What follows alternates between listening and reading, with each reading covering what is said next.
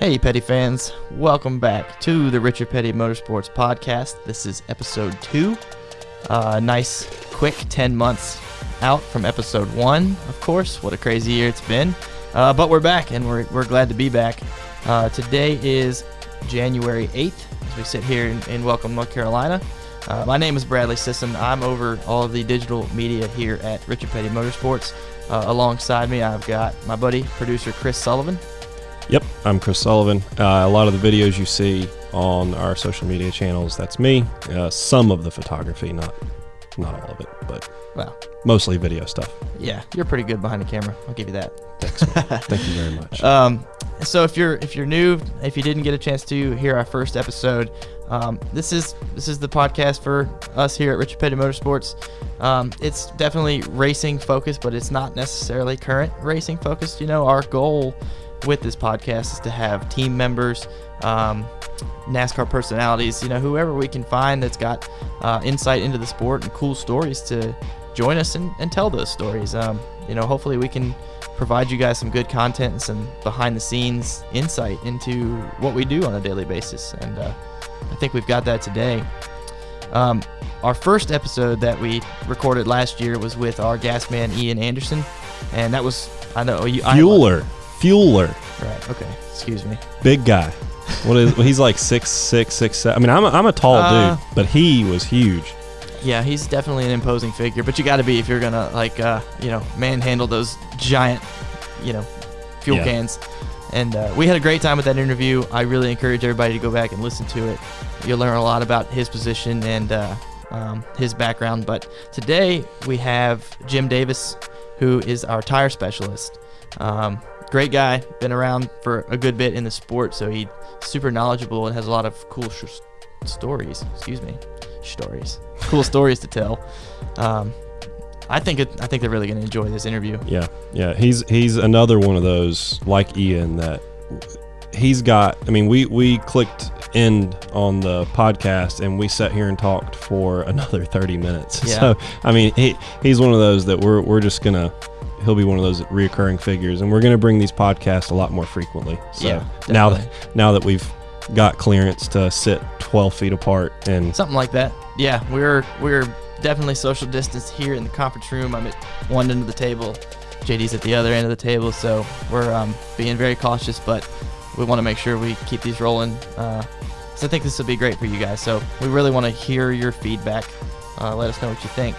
But yeah, like I said, we're right here in January. First one of 2021. Looking forward to the season. Of course, we've got Erik Jones coming on board to drive the number 43 Chevy. Got us a wheelman. Oh, yeah. So looking forward to that. Daytona's right around the corner. There's a lot of prep going on here at the shop with not only the cars, but pit equipment. Everything's freshly painted, shined up, ready to look our best when we go down to Florida here pretty soon. So that's where we're at. Obviously, last year's season was one for the ages with all of the challenges that we went through, but I appreciate your support, unwavering support through all of that. Means a lot. So with that being said, Chris, I think it's time to get into our guest interview. But before we do the guest interview, we are going to have a message from our sponsor. Ooh, who's that? Petty's Garage. Let's hear it. All right, before we get to our guest, JD, I want to quickly touch on today's title partner for the podcast, which is Petty's Garage. Chris, are you familiar with Petty's Garage? Petty's Garage. Oh, man, am I familiar with Petty's Garage. It's actually kind of how I got my start in videography and photography. Well, I spent my own time up there as well. Yeah. Petty's Garage was founded in 2008 as the fulfillment of Richard Petty's personal passion for all things high performance. All things high performance. Doesn't matter what it is. Gets the blood pumping just thinking about it. Yeah, there's some secret stuff they've got going on up there where you can't take pictures of certain areas because they really are a full-service speed shop. Everything you could possibly imagine. It was formed of King Richard's fierce competitive obsession for winning both on and off the racetrack. And it's actually the original race shop there in Level Cross. So, like you said, if those walls could talk, all the history that they've got going on there, it's pretty dang neat. Yeah. The expert craftsmen at Petty's Garage have built a reputation with customers and fans nationwide as the place delivering superior engines, tuning, and the highest quality performance parts that combine to provide the ultimate driving experience. The ultimate driving experience. There's something about having a car that's been modified at Petty's Garage with 700 horsepower, and all that power is under your right foot. And they have a brand new website, freshly revamped, pettys-garage.com. Go there. Check it out. Everything you need for your American muscle. Petty's Garage is the only place you'll find Powered by Petty. Powered by Petty, baby. Appreciate them coming on board. And here's JD. Yes, Jim Davis from New Philadelphia, Ohio. I'm the tire specialist, tire technician, whatever you want to call it. We'll go with specialist. Specialist. Sounds good. Sounds fancy. It is fancy. You got a very important job. So you're from Ohio. Yep. Proud to be from Ohio, I'm Proud sure. to be from Ohio. And what was the first racing-related job you ever had, and was that in Ohio or? Yep. Okay. First racing related. First paying job in racing, or Doesn't have to be, but I helped a friend's dad originally at Midvale Speedway back in Ohio, and just a friendly help your buddy out type deal, and that just snowballed into moved to Columbus, Ohio to go to school, and met people and met a guy who had an ASA car, and ended up working for him. It was actually my first paying racing job, I guess you'd say. mm-hmm. For those not familiar with the ASA, could you describe that series a little bit? Yeah, the American Speed Association. It was a Midwestern short track series that, man, everybody grew up in. Mark Martin, Rusty Wallace, all these guys started there, and it was a traveling series. I mean, you raced a different track every couple of weeks. A lot of free crew members. Not many people had paying teams or whatever. And Ohio guy Gary Sainamont, who was a hot shot in the series. His dad worked at Jegs High Performance, where I worked at the time, and I was always bugging him to, hey, let me go work on your car. He's like, man, we got tons of help. We don't need no help. And he says, you need help. You need to go see this guy, Buddy Schrock. He lives in Plain City, Ohio, which was right by where I lived. And I'm like, really? And turns out I went up meeting Buddy Schrock and said, hey, let me work in your race car. And he's like, how many people I get wanting to work on my race car type deal, Here's another kid trying to come in the door. Thinks he knows everything. And turns out I ended up quitting my job at Jegs to work for him full time. He had a bar, parts store, gas station, and I had used up all my vacation one year at Jegs by May to go ASA racing. My boss at Jegs was like, hey, you're out of vacation here pretty soon. And I was like, man. So I went and told Buddy Schrock, said, hey, I ain't gonna be able to go the next couple of races. I'm out of vacation time. And he's like, why don't you just come work for me? I'm like, what can Makes I do? sense. Yeah, what can I do for you? So it turns out I was pumped gas one day, worked at the parts store 5 days, worked at the bar in the evenings, and then we wanted to go racing. He's like, hey, this guy has to be off this week, and he could dictate my schedule.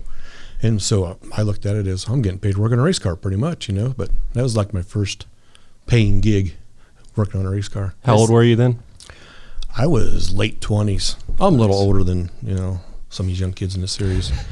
What? Yeah, I'm grandfathered in a lot of rules. Yeah. Never guessed. Yeah.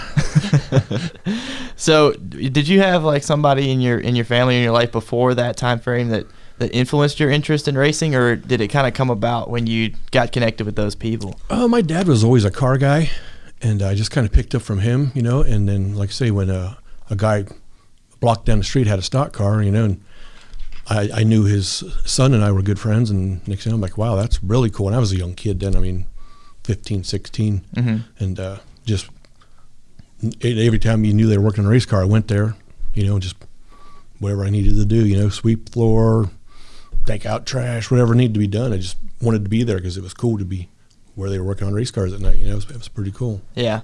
So how did you then transition from ASA? You're in Ohio working on an ASA car, doing the Midwest stuff. Where does the jump to North Carolina happen? A friend who I met in ASA moved to Ohio to help with the Shocks. We also had Buddy took care of Mike Kofer, who used to be the San Francisco 49ers place kicker. He went ASA racing. The Schrock family kind of babysat, maintained his car, so they had to hire some extra help. And a friend of mine worked there for a year, and he was single, and he knew friends in North Carolina, and says he went here a year before I did, and he said, there's jobs everywhere. You got to get down here. First I was reluctant, but I was single. What year was that? This was 1998. Okay, so things are booming. Yeah. Unbelievable. I mean, it was one of them. I had no experience whatsoever, and I thought, well, I'm going to try to sneak onto a truck team somewhere, and I'm handing out resumes every place there was. I mean, at the time, I'm going to date myself here, went to Kinko's and got probably 50 resumes made up, and I had things handed out in a day, There was that many teams at the time, Wow. Between Truck, Nationwide, and Xfinity, and Cup Series, and I was just handing out everywhere. I was thinking, being new, no one was going to want to hire a new guy. Got offered a Cup job first. Just like that? Just like that. I mean, I was here for probably a week and got my first interview, and first job offer I had, I took. I'm like, I'm in. I'm taking this. I'm not waiting for anything else. And it's funny. I got more offers after that, but I'm like, I got this job. I'm set. I'm in the door. It's all I wanted. Yeah. And that was the winter of '98. I moved down here, and like I say, I started in 1999 Cup racing, and I've been here ever since. It's such a wild time to start in the sport. It was unreal. I mean, like to think all the time about. I mean, I love getting to do what we do. It's definitely a dream country for me too. But like, if there's one thing that I wish I could do, even just for like a week, would be like experience that. Late '90s, early 2000s boom. Just see what it was like. The industrial park down in Mooresville there, Lakeside, used to be nothing but race shops. Now it's a little bit of everything. I mean, it was probably 20, 25 race shops right there. The week after the series was over, the year was over, it was nothing to drive through there and see forklifts carrying toolboxes. The guy quit a job here, now he's got a job down here. It was like, it was that big of a boom. You just had enough of this guy's crap. You're like, I quit. There's 3 teams down the street hiring, so you just did it. Not like, everything was a boom back then, everything was a little bit different. Yeah, that's really neat. So who was that first opportunity with when you got here? Joe Bessie Motorsports. Joe's ran Bush North and stuff from up in Maine, but Jeffrey Bodine was a driver, and so Jeffrey is a named driver at the time. I thought this was going to be a really neat deal. I mean, it was a startup team, so I mean everything was brand new, and then we had moderate success the first year, and so the next year we're all gung ho, like we got our feet wet. We're going to make this happen, and that's the year Jeff got in a truck wreck at Daytona and basically derailed our season, and we went from sub-driver to sub-driver to sub-driver, and Jeff got back in the car and healthy, and it just never flourished like we had hoped, but just the way things happen, Right. So you started out in the trucks. I talk to you about this all the time because I am a pretty big Mark Martin fan.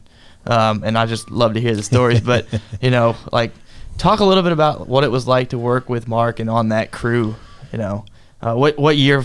First off, time frame that you were on his crew and kind of what that was like. 02 to 05 on the Viagra Ford, and the man is a madman. I mean, it was funny how I was starstruck at first because it was Mark Martin. He was still winning races at the time, and I got hired on there, and he was so intense. Never met anybody to this day so intense about practice, and testing. Most times you go to a test, it's kind of laid back. You're like, yeah, we'll make a change.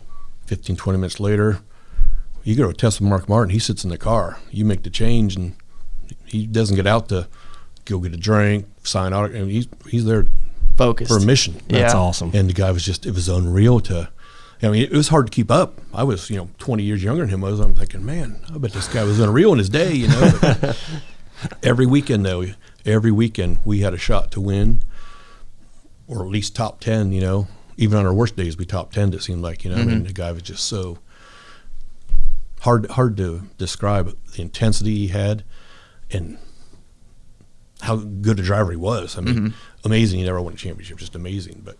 Yeah, some of my favorite stuff that you've told me is when he would call out like certain tires that would he study your notes Yeah, like the night before? I would give him and the crew chief a sheet of paper with tire sets, stagger, the codes that were on the tires at the time. And the one that sticks out in my mind were at Darlington, where at the time we didn't have a tire set rule. You're allowed to have as many tires as you want in your pit stall.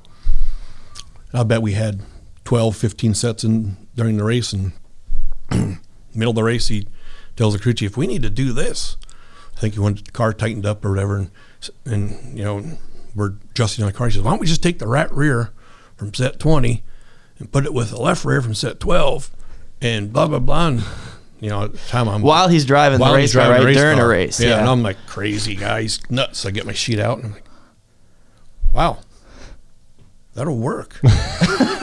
So the next week, this fool knows what he's talking about. Yeah, the next week I asked him, like, where do you keep that paper at that I give you? And he says, why, I study it Saturday night. So I'm thinking he has like a Dick Trickle pocket or something, just that he's pulling out my sheet of paper and looking at it. And he had that stuff memorized, and it was unreal. Yeah. I mean, I've never worked with a driver since that had that same focus, and which was great because, I mean, after that, no matter where I went, I was like, this is easy, That guy was it was great to do. It was really neat to be around the guy. I mean, he was an awesome person, great person. But you had to be on your game. But you didn't. Not that you don't off. now, but like. Yeah, so what are you implying? But the guy was just amazing, and man, to this day, if I see him at track, I'll make it a point to say hi to him. He's just super guy. People, always think, oh, he was so hard on people and hard on the pit crews. He was hard on himself, Right. He was just as hard on himself as anybody else, But yeah, I don't regret those days whatsoever. Really wish could have been with a guy who won a championship, Now looking back, you're like, oh, he's going to get one eventually. Yeah. And I was on the farewell tour when he retired the first time. I'll do the air quotes. Yeah. So I left after that year. They retired the first time, and because I thought, well, he's done. I don't want to stay here no more. Kind of warned my welcome out at the place. Went on, and he stayed for another year, and I regretted it so much because I liked the guy so much. I mean, he was just, some days you'd leave there after practice thinking, after he yelled at you for something, you're like, well, it was my fault, but but yeah, I really wish I would have got to do that one more year with him, and it was so cool to see him come back part-time and have so much success, and still, with Michael Waltrip and all the other cars he still drove. It's like, I bet you could put him in a car right now, and the series that Tony Stewart's starting up, I bet they don't invite Mark. Yeah. Because I bet he'd be embarrassed the old guy get in the car and put the whippings to him. I think, Yeah. I really do. Yeah, I know we talk about that a lot, but it's, I feel like even in that time, even in his day, like he was so unique in his approach and like how detail oriented it was, and that also brings me to my next question, which is, have you ever considered restarting your career as a commercial actor? No, I did one commercial for Maxwell House. Didn't get the callbacks or the offers I thought I would after that, But it's a bummer. Yeah, your singing was like on point. Oh, I'm telling you. Oh, you were singing. Oh, I sang. Yeah. Little Dance. Yeah, Little Dance. I think it was a precursor to all these reality shows of singing that. In my prime, I think I could have cleaned that up. I think Kelly Clarkson wouldn't have a TV show. You could definitely do the Masked Singer. I think that would be great. But would you want to cover it up? Defeats the purpose. Yeah, right? it defeats the purpose. Yeah, we're gonna have to find that video on YouTube. It's a classic. And link it on what ours. was really funny is that was in somewhere between 02 and 05. I'm not sure of the year. 2015 went to work at Michael Waltrip's with Clint Boyer. We got Maxwell House as a sponsor. You're like, hey guys, and they're doing. I'm ready. They're doing a commercial with Michael or Clint or something. I said, hey, your original commercial back in whatever. I'm in that, and they're like, what original commercial? None of these people were working there at the time. Oh, yeah. Right. So I really outdated myself, and they're like, wow, that was kind of bad. Like, there's no actors in that. That's all crew guys. There's no actors in that thing. That's real people. That's really us singing too. Yep. Yeah. We might have to cut this part out, but are you glad they didn't ask you to come do a Viagra commercial? Yeah. Viagra spent a lot of money in racing, and the race fans are great people, but they would wear you out on the weekends. Hey, you got any free samples? And no. you just the stuff that runs through your mind. Like, I could say right now, but I'm thinking yeah, that's not the right answer, but Well, Mark talked about that on when he did Dale Jr.'s podcast about how when that deal came together, he's like, I'm all for promoting good men's health, but I'm not going to say that I use the product. Which reminds me, like, have you done any podcasts before? Is this your first experience with it? My first experience. I've listened to Mark Martin's pod. I didn't listen to all of them when he was doing some of his talking about his older stuff, or whatever. I watch the one Matthew Dillner produces over there. The guys at Junior Motorsports do the 3 no-name spotter guys. What's it called? Quarter can't tell. Clear all around. You're on your own or something like that. Frank and BJ and Brian, I think they are. But I've watched that a few times. I've heard it's good. I don't think it's going to take off, but it's, it might. I've been wrong before. I thought I was wrong. I was really mistaken at the time. But we know for a fact they're going to be listening to this one. You think? I would assume so. Maybe. Yeah. So What else they do during the week? They need pointers. Yeah, all they do is spot. They don't really have a real job. So yeah, they're probably that's probably all they do is watch this kind of stuff. Got to watch out for the competition. Yeah, that's true. That's true. Our studio's top of the line. Yeah. Well, it's not bad. I mean, we could use some more. What? That's classic. Yeah. Was that from like 92 when Richard retired? Isn't that like the... Actually, I think it's before because I actually was watching that race the other day with my dad, and Richard had the full face helmet at that time. That's right. Yeah. That's right. So that had to have been before. That's pretty cool, though. Which was neat to see because I didn't realize, I don't know, just knowing that Richard's kind of an old school guy, being as long as his career was, I was a little surprised to see that they had converted him over to the full face helmet by 92. Yep. Shows you that he's always kind of been a proponent for safety. Yeah. He still had that rag hanging out of the full face helmet to keep his mouth moist. Yeah. That's a weird way to say it, but all right. Yeah. I never thought I'd say moist on a podcast, but I've said it twice now. So. JD, could you I'm going to be honest, before coming on board here, it just never occurred to me that there was a tire specialist role. There's a lot of roles that I just never thought about. I was a race fan my whole life, but you watch cars, you watch the racing, and all of the behind-the-scenes stuff doesn't necessarily to occur to you from a fan's perspective, just from personal experience there. Take us through like a race day at the racetrack from your eyes. Yep. It starts off with usually the worst part of the job is Goodyear has all the tires in one area, and you've got to pretty much move to somewhere to work on them. And that's the worst part. You get 10, 12 sets or whatever, and you've got to move them somewhere. So there's 30 some of us with carts, and it's an organized chaos basically, but we get it done. But it seems like it looks easy on TV. All the tires are all there, they're done. It must probably just buy them and put them there. And a lot goes into it. Measuring every tire. There's a lot of data on the tire that we keep track of, and that's how we put them into sets. And usually you get that stuff done about an hour before the race, honestly, and then go back to the truck, get something to eat, head to pit road. And it's funny how you think, since you're at the racetrack, you see everything that goes on at the racetrack. I would come home and my wife would say, "Man, did you see this wreck, or did you see that wreck?" I'm like, "No, I missed that." "How'd you miss that?" I'm like, "I was working. I didn't get a chance to see that or whatever." But there's so much going on behind it. You don't really see that to put it all together. That it's neat to see, to be a part of. Really neat to be a part of it. So you go and you get your tires, bring them back. What are you looking for? Like, what's the first thing you're checking? Well, check the air pressure. Goodyear has a recommended air pressure. We check and make sure they're still at that. Measure them. And that's the biggest thing we do is measure them. There's a little variance in sizes, and that changes, that'll change your stagger, which will change the setup of the car. So that's the biggest thing. And then there's date codes, there's builder codes, stuff like that on the tire that we keep track of, and stuff like that. Yeah, fun stuff. Yeah. Yeah, but you're also like involved in pit stops and everything too, right? Like there's a lot more that you've got. Your tire specialist is your main title, but there's a lot of other jobs and things you do here and there that help out the team on a daily basis. A simple thing all I do is on the pit stops I throw a hose out for the front tire changer, so that the hose is already kind of out there for him to make his run around the car, and as he's running back, I pull it back, make sure it's everybody's way type stuff. It's funny how you try to describe it, you're like, what do I do on a pit stop? Because you do it so you do it all the time. It's almost like habit. You know what to, and we've been together as a team. Most of us have been together for a long time. It's like, you don't even know, when you watch it on a video, like sometimes we'll go down and do pit stops and you're like, wow, I didn't realize that happens back at the car. Or I didn't realize I was that close to that happening to me or whatever. But it's neat to see, to date myself again. Back when I started, everybody who went on the road did something on the pit stop.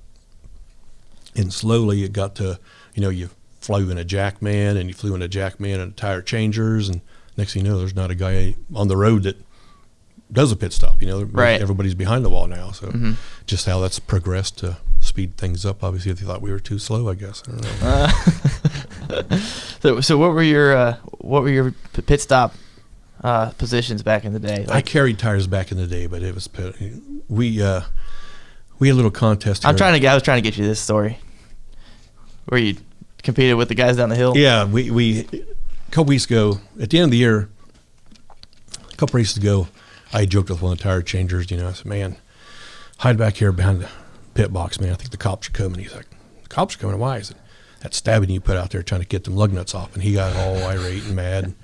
He says, "If you think it's so easy, why don't you do it?" I was like, "Just playing, man." But I'll take you up on that. So the road guys actually went down. We did 2 pit stops. Our fastest was like 16.9, which isn't good. But we had no practice. We didn't stretch. Oh, that's important. I was a little sore the next day. Didn't stretch. But it was just, we had fun with it. They thought it was cool. We come down and did it. The pit crew coach down there, we walk in, he's like, "Who are these guys?"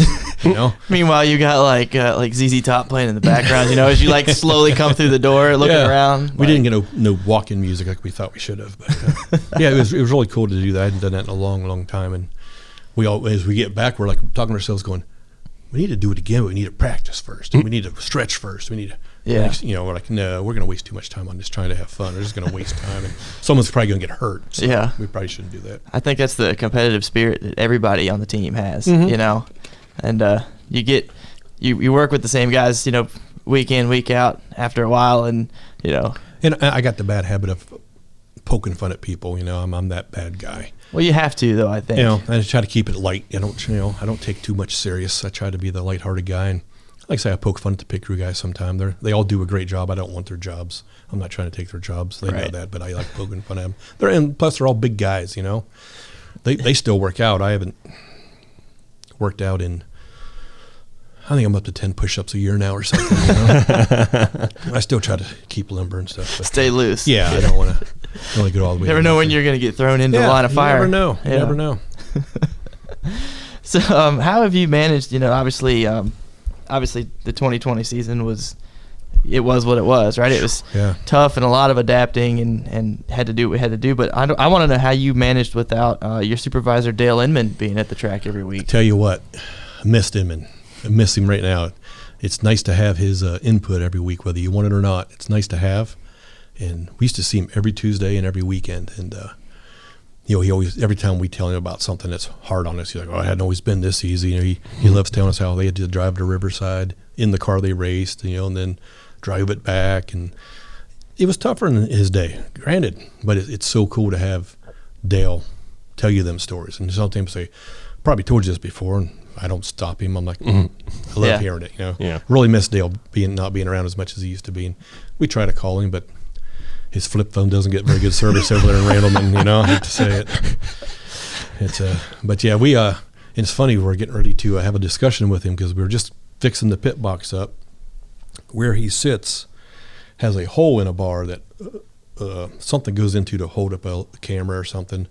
Well, I went to put the bolts back in there and I couldn't get nothing in there. Like, there's a bunch of paper or something in there. So I took pliers and pulled candy wrappers. No. Yeah. And wow. so we're finally like, who could have sat here and like, Inman. Yeah. So he had just shoved them in there? Yeah. And I think it's a couple years worth because, I spent 15, 20 minutes, and you pull them out one by one. So Dale's probably up there on the pit box during the race eating. And what kind of candy was it? I couldn't tell. They were just little tiny cellophane wrappers. And you can tell there's the whole you can see. It's probably mints. I bet that's. I think that's that's. but he's probably in his mind thinking, "No, put these right here. Ain't nobody gonna find them. And his word hasn't always been this easy. Put it in there. And Hey, at least he's not littering. yeah, No, Technically, he wouldn't do that. Technically, he was but stashing them. I'm going to question him when next time I see him about it because It's fitting that you were the one to find it too. Yeah. Y'all, I think y'all have Dale's, he loves to chat it up and hit the pressure points with everybody on the team, but I think you and Dale have probably the closest relationship out of everybody. I love Dale. Hard not to. He beats me up all the time, and like I say, bringing to the ground, but man, wouldn't have it any other way. What would you give, what advice would you give for drivers of today that, you've kind of, you've worked with guys over the years like the Mark Martins, but you were also at Waltrips, and, from your experience, what would you tell, if you had to sit down with Erik Jones and be like, here's something that would help us work together this year, what would you say? Man, I don't have nothing. No, I'm open-minded with drivers. I think I'm excited about working with Erik. He's way younger than I am. But it's neat to see that. I think he's like the last driver actually that can honestly say he didn't bring money to a ride. He beat Kyle Busch in a late model race. Kyle got tired of it and hired him to drive his trucks. Honestly. Yeah. And you don't see it anymore. You see somebody's got a sponsor coming with them to help them, and not that that's a bad thing, but I'm excited. The kid raced in Michigan, where they're heard they're getting a football team again sometime soon, but that's just rumor. But I'm excited. You can see the passion in him. He's a short track driver from the Midwest, which is what I grew up on and with. So I think we have that in combination. But just the youth and exuberance. I used to have it. It's overrated, but I think it's neat to, like I say, he's the last guy who I don't think was brought in with a sponsor and say, hey, I've got this to bring to you. Mm-hmm. He did it the hard way. He whooped the big guy's butt. The guy got tired of it and said, hey, instead you beat me, drive for me. I think that's pretty neat. Yeah, I do too. I think we're all really excited, and I think we're going to whip up some people too this year. Yeah, I think so. We'll finish up here. We're coming right up on our time, but I got two quick questions for you, Ohio related. So number one, are you a big Skyline chili guy? I can take it or leave it. Yeah. That's more of a Cincinnati area thing. Okay. But when I lived in Columbus, there's a few Skyline chilies. Yeah. When I went to Ohio State for the Tech game a few years back, I went with a friend of mine from right outside of Columbus, and before we left, they were like, "Oh, you have to go try this. We have to do it." I was like, "Okay," and I was kind of confused when they put it down in front of me. I was like, "Yeah, it's kind of an acquired thing. It's kind of like White Castles. Mm-hmm. I love White Castles. Love them. I buy the frozen ones. It's not the same, but anytime we used to race Kentucky or in Indy, everyone's going to eat at St. Elmo's in Indy. I'm going to get in a bag of sliders, man. Yeah. And final question, and then we'll get you out of here. Yep. I know the answer to it. Who are you going to be rooting for in the national championship game coming up? Who's Ohio State even playing? Elephants, right? Yeah. Saban's daughter's team or something like that. Yeah, I'm all about Ohio State. Win, lose, or draw. I saw that tweet. Yeah, it doesn't matter. Win, lose, or draw. They had a great year. Should they have been there? Ask Clemson. Not bad for 11th ranked team. Yeah. Clemson had to play a couple more games. Yeah. Well, was that the excuse? They were tired, couldn't play no more. I don't know. All I can say is yabba dabba doo, not bad for 11th ranked team, Yeah, I was thinking about you that entire game. Yeah, I was like, JD is watching this with a smile on his face. I went into it as like, Clemson's a pretty good team. I don't know what we've really got because they're pretty hit or miss. Yeah. As the game went on, texting with Philippe, who's a big Texas A&M guy. A bunch of us texts back and forth. I'm like, we got to stop. We're having a good game. I got to watch this, And it's been a great year for me for football. The Browns are in the playoffs. I was born and raised a Browns fan. I've been through the years, I was there when they moved away, So to me, this is a great year. And if Browns lose Sunday, so what? They made the playoffs again, Great year for football in Ohio. Definitely. Well, thank you so much for coming on our show today and helping us out with this. Yep. And also, thanks for just welcoming me into the team when I started. You're always a breath of fresh air and keeping things light. So we really appreciate it. Thanks for having me. Got to have you back on. Oh, definitely. We can make this a... I didn't even get to half of my questions here. Oh, man. We can do a second one any other time. Whenever you need me. Yeah. I'll make time for you. I was like, I need somebody that'll talk for 30 minutes. Got it. Yeah, you guys cut me short. I got plenty more stuff I can tell you. Yeah, that was a lot of fun. Thanks for having me.